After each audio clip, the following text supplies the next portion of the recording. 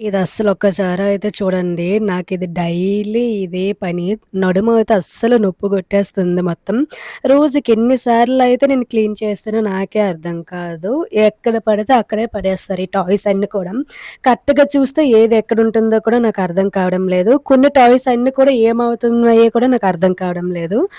మళ్ళీ ఇవన్నీ ఏ మూలలుంటాయో కూడా నాకు అసలు తెలియకుంటుంది. ఇక్కడైతే చూడండి మొత్తము వీళ్ళకి భయపడి కిందుండే డ్రెసెస్ అన్నీ కూడా నేను పైన పెట్టుకోవాల్సి వస్తుంది. మొత్తం ఇలా అయితే ఉంది. ఆ డ్రెసెస్ అన్నీ మళ్ళీ వాళ్ళు పడుకునే టైం అప్పుడు మళ్ళీ కింద పెట్టాలి. లేదు అలా మంచం పైనే ఉంచేస్తాను. అలా అని కింద పెట్టాననుకోండి, అది తీసేసి దాని పైకి ఆ ట్రబ్బులాగా ఉంది కదా! దాని పైకనేది వెక్కేసి ఆ బెడ్ పైకి వెళ్ళిపోతున్నారు. ఒకేసారి దిగుతున్నారు. అవైతే నిన్న వేసినవి కదా! అది వాష్ చేసేసాము.